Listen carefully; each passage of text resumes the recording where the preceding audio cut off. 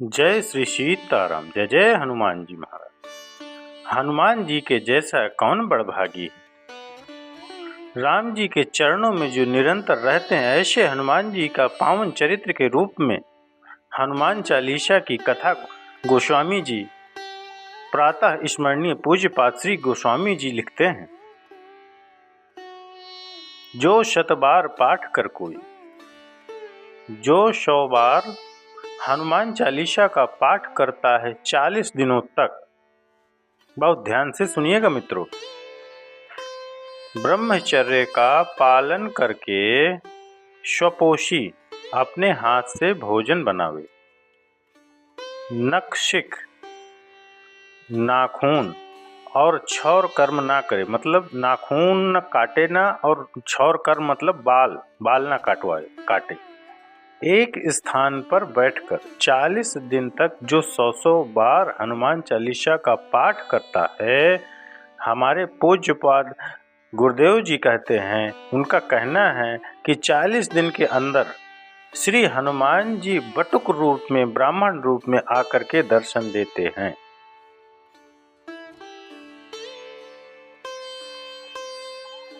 और आज दर्शन से कथा प्रारंभ हुई तो आपको छठवां दर्शन बटुक हनुमान जी का बताते हैं। जब राम जी से मिलने के लिए श्री हनुमान जी ऋषमुख पर्वत से सुग्रीव जी के कहने पर नीचे आए, तब ब्राह्मण वेश धारण करके आए। तो बाल हनुमान, वृद्ध हनुमान, लाल हनुमान, काले हनुमान, डॉक्टर हनुमान, जज हनुमान, और ये हनुमान जी का बटुक हनुमान दर्शन हो गया मित्रों। यहाँ हनुमान जी बटुक बन गए। तो जो 100 बार पाठ कर कोई मित्रों, जो 100 बार पाठ कर कोई, जो 100 बार श्री हनुमान जी का हनुमान चालीसा पाठ छोड़ो नहीं कर पा रहे, आप कलयुग में श्री हनुमान जी की पूजा और उन पर निष्ठा रखना शुरू करो। राजस्थान की एक आचार्य की कथा आती है मित्रों। कथा व्यास थे वो, यही कोई 100 साल पहले की कथा है मित्रों। वो कथा करते थे, सच्ची घटना है मित्रों। तो उनकी आदत थी कि जब वो कथा करने बैठते थे तो वो एक चौकी लगा लेते थे और कथा प्रारंभ करने के पूर्व कहते थे, आइए विराजिए पावन कुमार, कथा कहो मति अनुसार।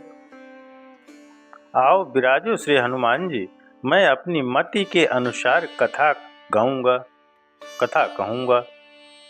अब बस इतना कह के कथा प्रारंभ कर देते थे।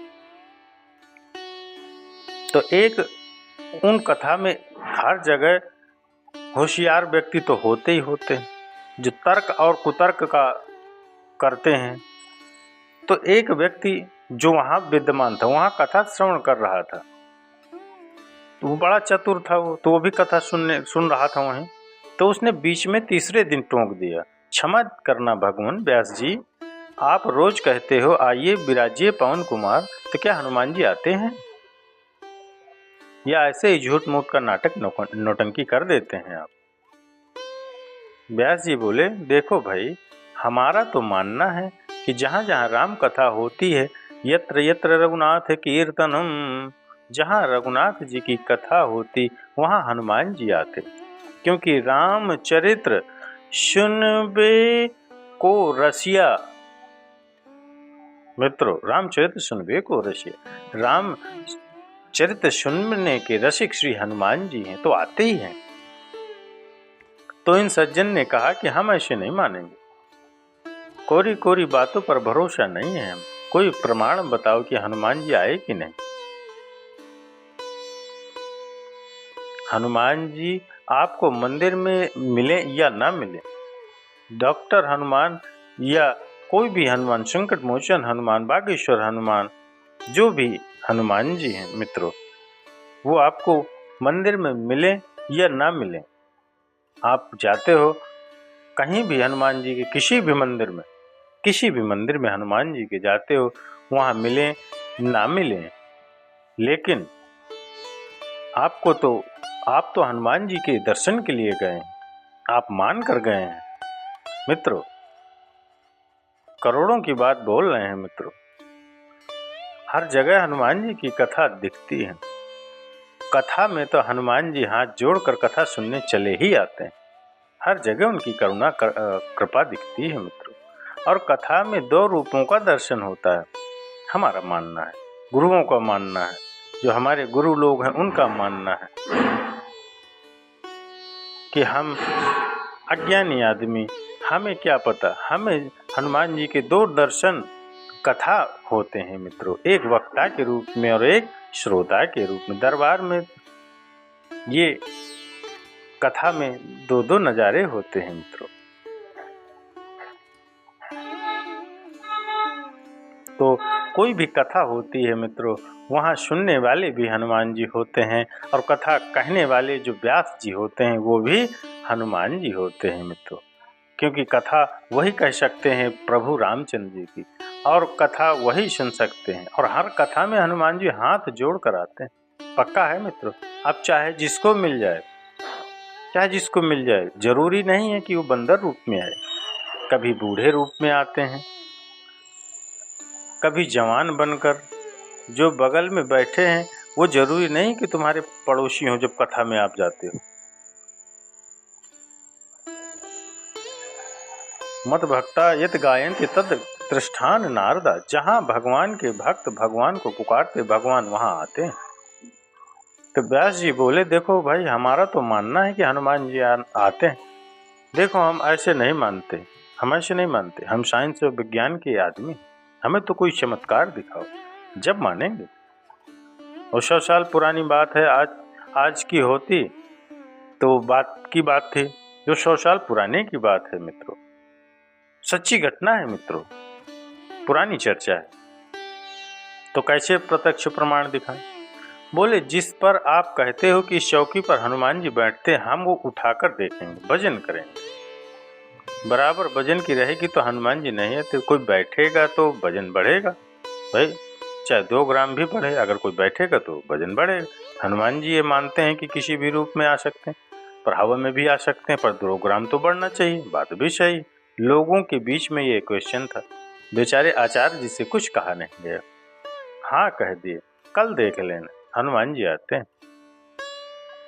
हम कल ही मानेंगे। पंडित जी, पर सुन लो, अगर हनुमान जी नहीं आए तो आपको व्यास गद्दी छोड़नी पड़ेगी। पंडित जी ने कहा कि अगर हनुमान जी आ गए, उनका आभास हो गया तो बोले, फिर जिंदगी भर के लिए हम आपके चेला बन जाएंगे। बढ़िया। रात हो गई, पंडित जी को पूरी रात्रि नींद नहीं आई। नींद कैसे आती? आंखों से आंसू झरझर गिरते गए। या तो कल अंतिम होगा, या वरना राखो लाज हमारी, या तो अंतिम होगा या हमारी लाज रखो प्रभु, राखो लाज हमारी। गिरधारी बनवारी, राखो लाज हमारी, राखो लाज हमारी, लाज हमारी, लाज बचा लो। भक्तन के हितकारी, प्रभु जी भक्तन के हित, भक्तन के हितकारी, आप पधारें जन जन के हितकारी हो, जन जन के हितकारी। आंखों से आंसू गिरने लगे। माला भी छोड़ी रात भर, माला नहीं छोड़ी रात भर। या तो आपकी नाक कट जाएगी या हम प्राण त्याग देंगे। आप अगर आए नहीं तो कल से कथा बंद और प्राण त्याग देंगे महाराज। कल तो आपको आना पड़ेगा। राखो लाज हमारी,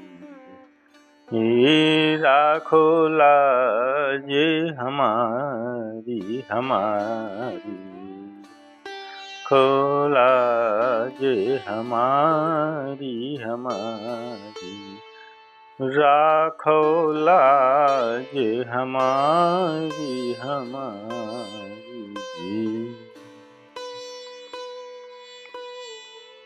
रात भर रोते रहे।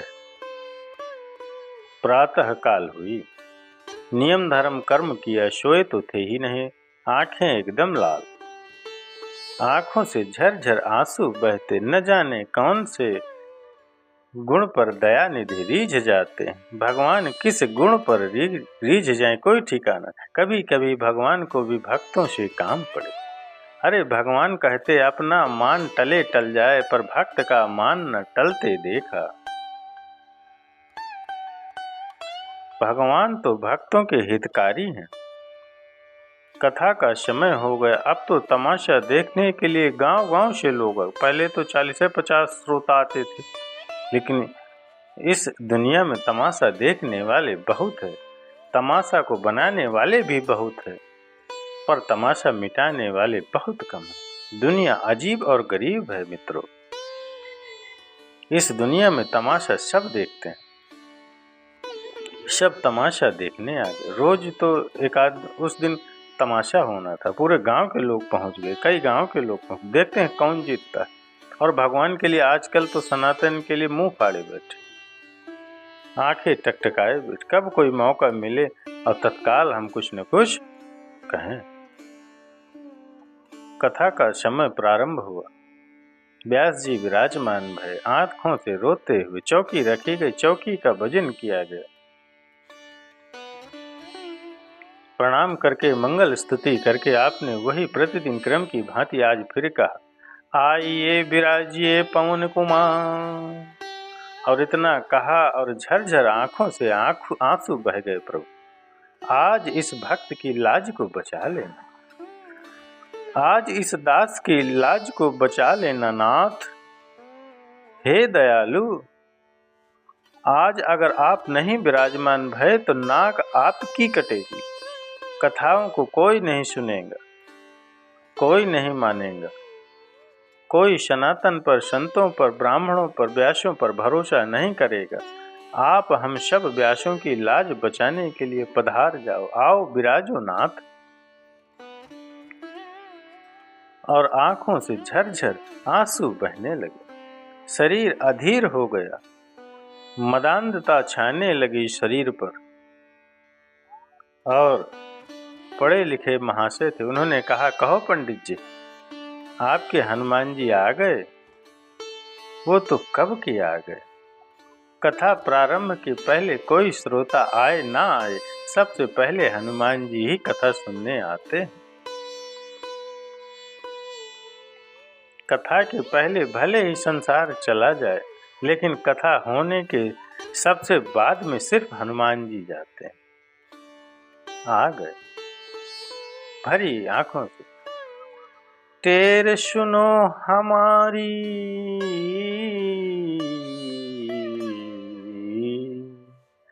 हे बजरंगबली लाज बचाना, टेर सुनो, पुकार सुनो।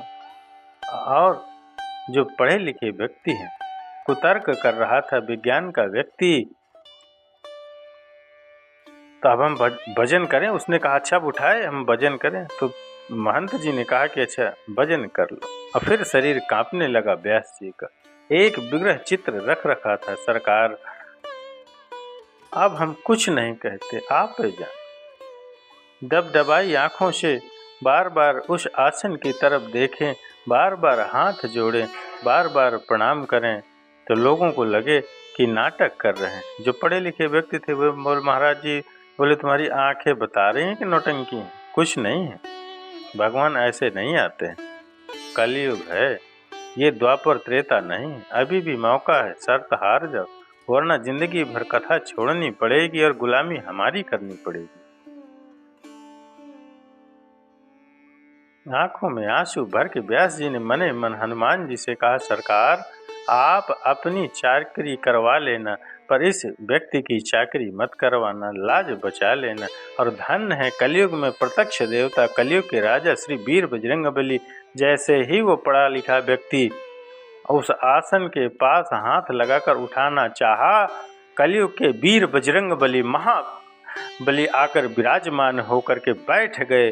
पूरा पंडाल उठाता रहा, पर हनुमान जी के आसन को उठाना तो दूर की बात है, धनुष की भांति वो आसन को डिगा तक नहीं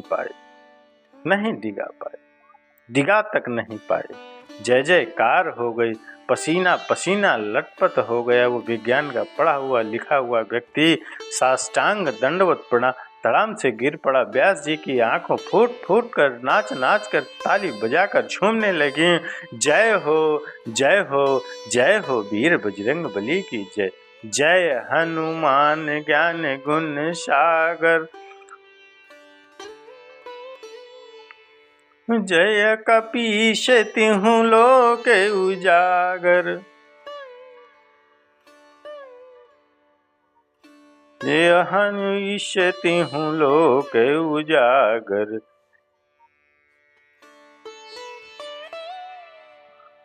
राम श्री राम जय जय राम, श्री राम जय जय राम। सीताराम सीताराम जय हनुमान, श्री राम जय जय राम। सीताराम सीताराम जय हनुमान, संकट मोचन कृपा निधान। जय सिया राम जय सीताराम, श्री राम जय जय राम। बोले श्यावर रामचंद्र भगवान की जय। उमापति महादेव जी की जय। पवन सुत हनुमान जी की जय। तो चलिए मित्रों, ये कलयुग की कथा सच्ची कथा है मित्रों। अगर ये कथा आपको अच्छी लगे तो एक लाइक अवश्य करिएगा। मेरे वीर बजरंग बली को एक लाइक अवश्य करिएगा और कमेंट्स में जय जय श्री सीताराम जय वीर बजरंग बली अवश्य लिखिएगा।